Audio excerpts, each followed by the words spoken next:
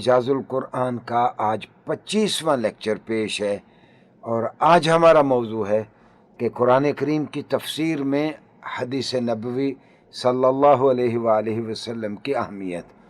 قرآن سمجھنے کے لیے حدیث کیوں ضروری ہے؟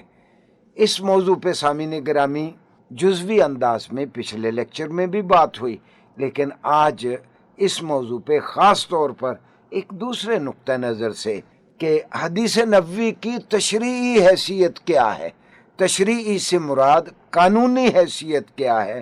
سامعین گرامی، آپ کو معلوم ہے کہ اسلامی قانون کے 4 سورسز ہیں، 4 بڑے مصادر اور منابع ہیں جہاں سے اسلامی قانون اخذ کیا جاتا ہے۔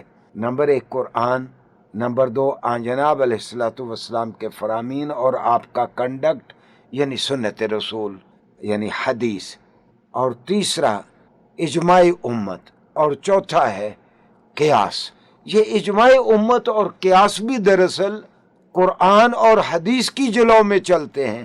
کہیں ایسا اجماع نہیں ہو سکتا جو قرآن اور حدیث سے متصادم ہو، کوئی ایسا قیاس نہیں ہو سکتا جو نص شرعی یعنی کسی حدیث یا قرآن کی کسی آیت سے متصادم ہو۔ تو گویا 2 اہم ترین سورسز اسلامی قانون اخذ کرنے کے وہ قرآن اور حدیث ہیں، اور قرآن کا بڑا حصہ سمجھ ہی نہیں آتا جب تک حدیث اس کی مدد کے لیے نہ آئے۔ سامعین گرامی، یہ حدیث کیا ہے؟ حدیث اصطلاحاً آن جناب علیہ الصلوۃ والسلام کا فرمان یا آن جناب علیہ الصلوۃ والسلام کا کوئی ایسا کام جو آپ نے کیا اور صحابہ نے اس کو رپورٹ کیا، یا کسی صحابی کا ایسا کوئی کام جو آن جناب علیہ الصلوۃ والسلام کے سامنے ہوا اور آپ نے اس صحابی کو ویسا کرنے سے نہیں روکا، گویا آپ کی ایک امپلائیڈ اپروول اس کام کو حاصل ہو گئی۔ اس کو آپ کنڈکٹ بھی کہہ سکتے ہیں آن جناب علیہ الصلوۃ والسلام کا اور آپ صلی اللہ علیہ وآلہ وسلم کی موجودگی میں صحابہ کرام کا یہ جو طرز عمل ہے۔ آپ حیران ہوں گے کہ شمع رسالت کے پروانوں نے آپ کی حیات طیبہ کے ایک ایک لمحے کو محفوظ کیا ہے کہ کس موقع پہ گئے تو آپ نے کیا کہا، کس موقع پہ گئے تو وہاں آپ نے کیا احکامات صادر فرمائے۔ آپ کی تو یہاں تک کتب حدیث میں تفصیلات موجود ہیں کہ آپ مسکراتے کیسے تھے، آپ ہنستے کیسے تھے، آپ چلتے کیسے تھے، آپ بیٹھتے کیسے تھے، اور مختلف مواقع پہ آپ نے کیا کیا کیا۔ تو آن جناب علیہ الصلوۃ والسلام کی زندگی کے ایک ایک لمحے کو تاریخ میں رپورٹ کیا گیا۔ تو چونکہ یہ مشیت ایزدی ہی اس طرح تھی تو اس کو اسلامی قانون کا ذریعہ بنایا گیا، اور جس طرح میں نے کہا کہ قرآن کا بڑا حصہ سمجھ ہی حدیث سے آتا ہے۔ یہ 700 کے قریب پچھلے لیکچر میں بھی میں نے عرض کیا تھا، نماز کا حکم دیا گیا لیکن نماز کا طریقہ قرآن میں نہیں بتایا گیا۔ وہ وسلم نے فرمایا کہ صلو کما رأیتمونی اصلی، جس طرح تم مجھے نماز پڑھتے دیکھتے ہو اسی طرح نماز پڑھا کرو۔ سامعین گرامی، قرآن نے خود کہا وما اتاکم الرسول فخذوہ وما نہاکم عنہ فانتہوا، دیکھو جو رسول تمہیں دے وہ لے لیا کرو، یعنی جو رسول تمہیں حکم دے اس پر عمل پیرا ہو جایا کرو۔ وما نہاکم عنہ فانتہوا، جس سے رسول تمہیں روکے اس سے رک جایا کرو۔ ایک اور جگہ پہ قرآن میں ہے کہ قرآن کہتا ہے من یطع الرسول فقد اطاع اللہ، جس نے رسول کی اطاعت کی تو گویا اس نے اللہ کی اطاعت کی۔ نماز ہو، روزہ ہو، حج ہو، زکوٰۃ ہو، زندگی کے دیگر معاملات ہوں، حالت امن میں مسلمانوں کا رویہ ہو، حالت جنگ میں مسلمانوں کا رویہ ہو، زندگی کے میلے ٹھیلے، خوشیاں اور غمی کے موقع ہوں، سارے مواقع پہ آن جناب علیہ الصلوۃ والسلام کا جو طرز عمل ہے، اس کی جو رپورٹنگ ہے جو ہم تک پہنچی ہے، وہ ہمارے لیے حجت کا اور ہمارے لیے ایک معیار کی حیثیت رکھتی ہے، اور قرآن کریم کی وہ وضاحت ہے۔ قرآن کی اولین تفسیر تو خود حدیث ہے اور آن جناب علیہ الصلوۃ والسلام کا طرز عمل ہے۔ اسی لیے تو حضرت عائشہ کہتی ہیں کہ کان خلقہ القرآن، آن جناب علیہ الصلوۃ والسلام تو قرآن کی چلتی پھرتی تفسیر تھے۔ تو سامعین گرامی، اگر قرآن کو حدیث کے بغیر سمجھنے کی کوئی کوشش کرے گا، اس میں کیا کیا خطرات ہیں، اور ہمارے بر صغیر پاک و ہند میں خاص طور پر یہ فتنہ موجود رہا، اور اردو میں لکھنے والوں میں سارے یہاں کے دیندار طبقہ اور پڑھنے والے یہ جانتے ہیں کہ یہاں منکرین حدیث کی پاکستان میں بھی ایک تحریک رہی، اور عالم عرب میں آج بھی موجود ہے۔ مثال کے طور پر مصر میں احمد امین مصری نے تحریک چلائے رکھی کہ حدیث پر اعتماد نہ کیا جائے۔ دور حاضر میں 1990-92 کے قریب بار بار ایک کتاب، سینکڑوں کی تعداد میں اس کے ایڈیشن شائع ہوئے، القرآن والکتاب۔ یہ ایک شامی اسکالر تھا، نام تھا اس کا المحدث محمد شاہرور، اس کی کتاب کا نام القرآن والکتاب۔ اس کا دعویٰ بھی یہی تھا کہ صرف قرآن سے رہنمائی لی جائے، حدیث سے رہنمائی نہ لی جائے۔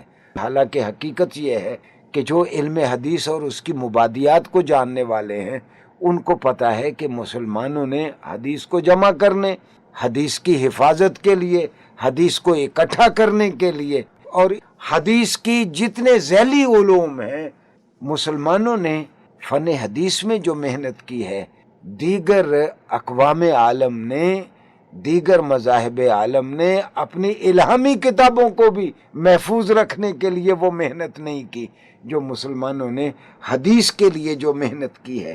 اور اسی لیے جناب علیہ الصلوۃ والسلام فرماتے تھے کہ ترکت فیکم امرین لن تضلوا ان تمسکتم بہما القرآن و سنتی۔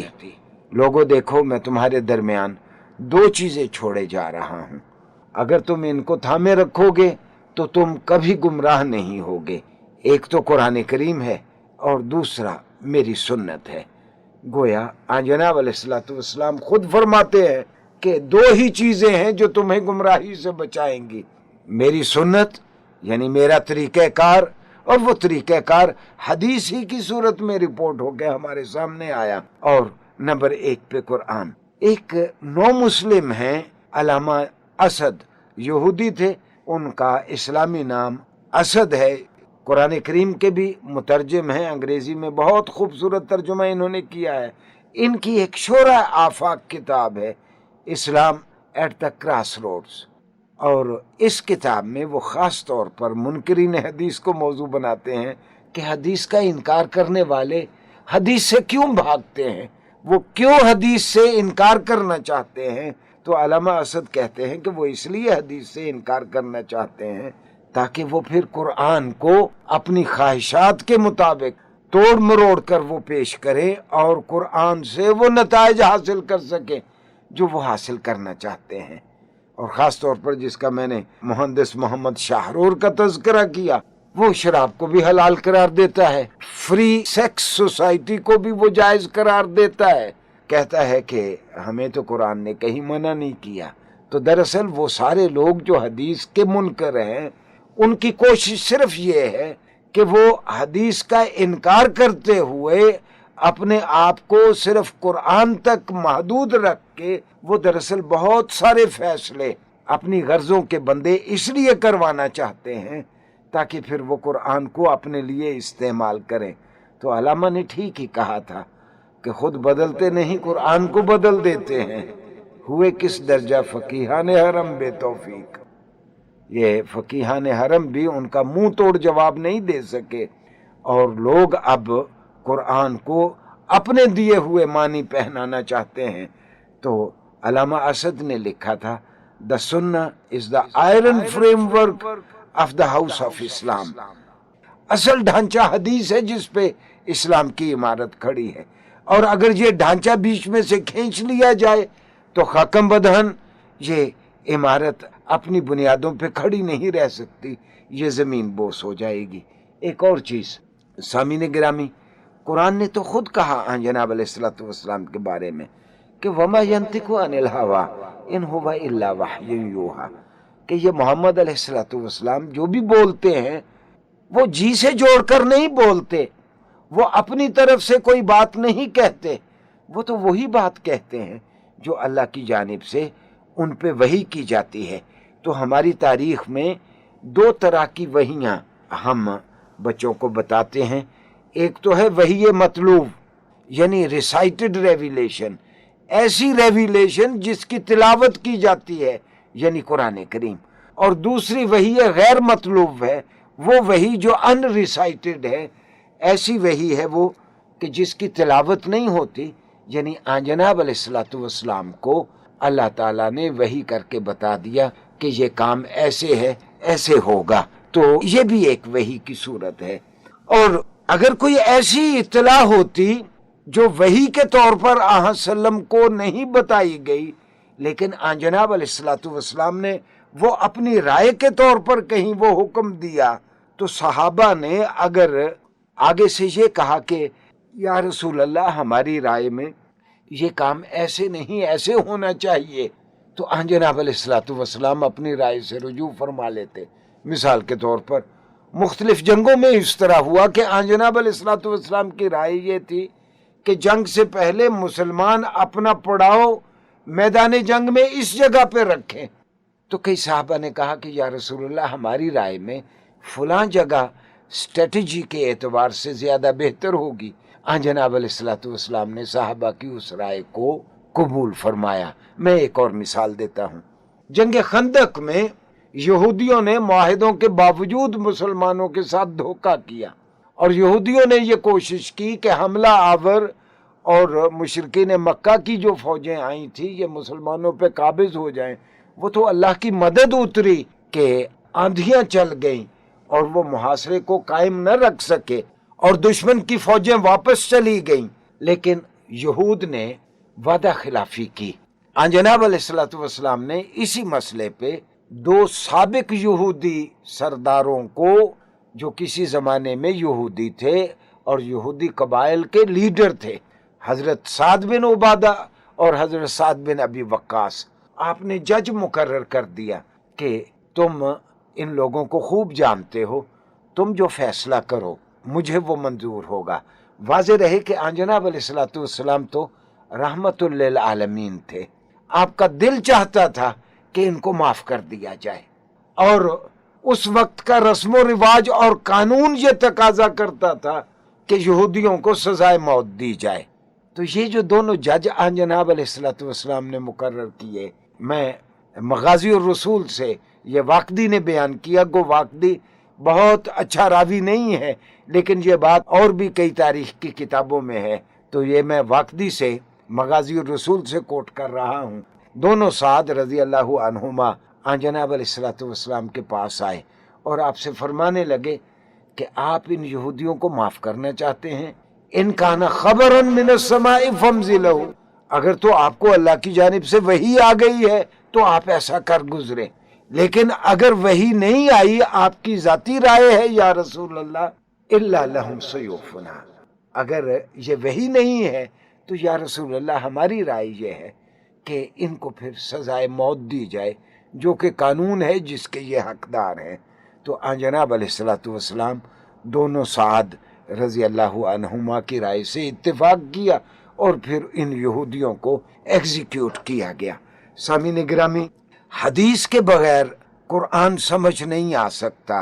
اس بارے میں حضرت امام شافعی نے بہت خوبصورت بات کہی ہے، القرآن احوج الی السنہ، کہ قرآن کو شدید ضرورت ہے سنت کی. اگر سنت سامنے نہیں ہوگی تو قرآن کے مندرجات سمجھ نہیں آئیں گے. تو میں کوئی مبالغہ نہیں کروں گا اگر میں یہ کہوں کہ قرآن کریم متن ہے اور حدیث نبوی صلی اللہ علیہ وآلہ وسلم اس کی شرح ہے. قرآن کو سمجھنے کے لیے حدیث کو آپ ساتھ رکھیں گے تو قرآن کے مندرجات صحیح طور پر سمجھ آئیں گے. والسلام علیکم ورحمۃ اللہ وبرکاتہ.